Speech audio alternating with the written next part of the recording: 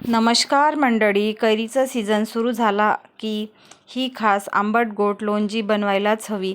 आंबट, गोड आणि हलकीशी तिखट अशी परफेक्ट लोणची तयार करणार आहोत. तर मी गौरी होम किचन ब्लॉगमध्ये तुम्हा सगळ्यांचं मनापासून स्वागत करते. तर फक्त काही मिनिटातच तयार होणारी ही पारंपरिक कैरीची लोणची तुम्ही नक्की ट्राय करा. तर चला रेसिपीला सुरुवात करूया. त्यासाठी मी 5 ते 6 गावठी आंबे घेतलेले आहेत. त्याला आपल्याला चांगल्या प्रकारे वॉश करून घ्यायचं आहे, धुवून घ्यायचं आहे.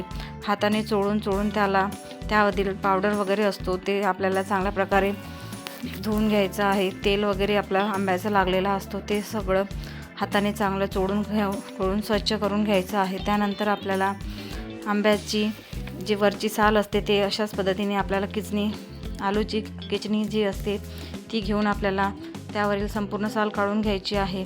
तर अशाच पद्धतीने एक आंब्याची मी साल काढून घेत आहे. तुम्हाला हवं असेल तर तुम्ही साल न काढता सुद्धा अशा लोणची बनवू शकता, पण यामध्ये मी त्यावरील साल काढून घेत आहे. तर बघू शकता इथे अशाच पद्धतीने आपल्याला साल काढून घ्यायची आहे.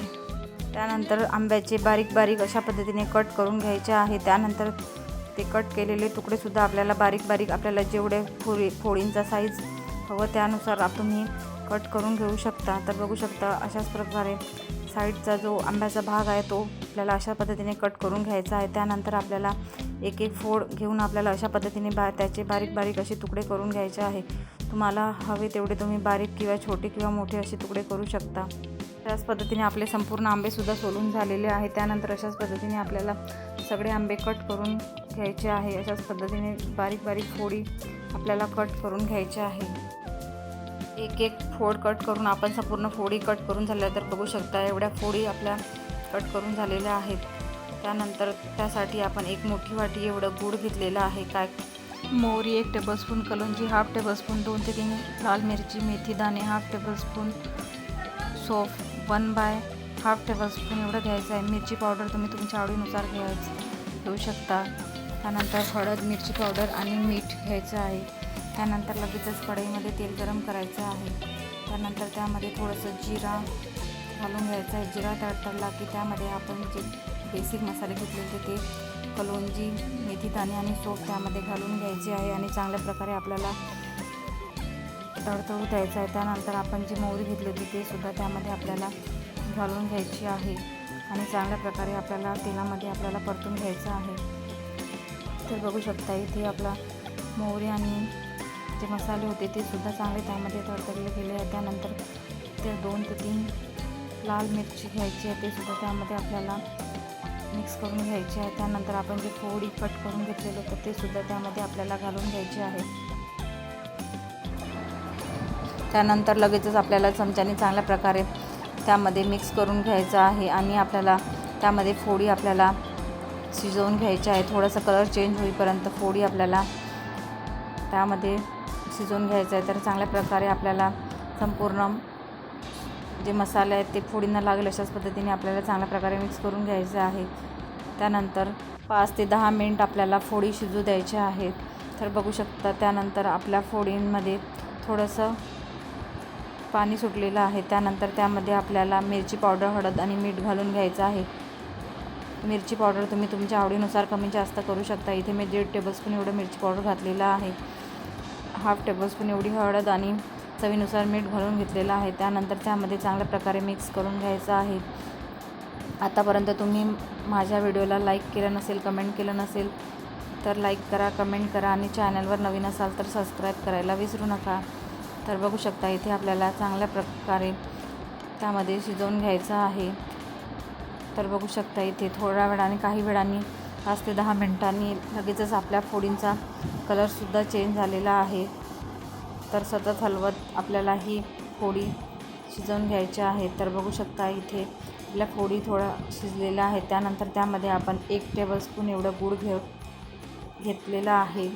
त्यामध्ये छोट्या गुळाच्या बट्ट्या आहेत त्यास मी घालून घेतलेल्या आहे. तुम्ही याऐवजी गूळसुद्धा किसून घालू शकता.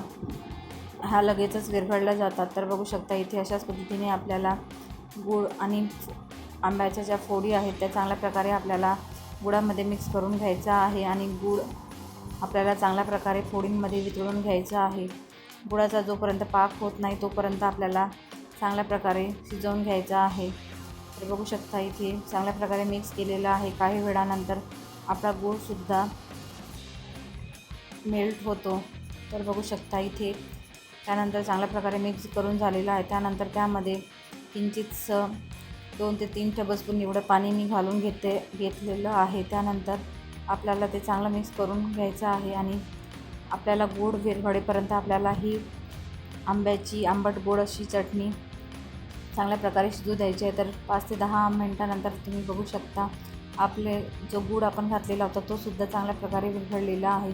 थोडंसं गूळ त्यामध्ये विरघळायचं बाकी आहे. तर बघू शकता तो सुद्धा आपल्याला चांगल्या प्रकारे मेल्ट करून घ्यायचा आहे. तर एकदम सोपी आणि झटकेपट तयार होणारी ही लोणची तुम्ही घरी नक्की ट्राय करून बघा.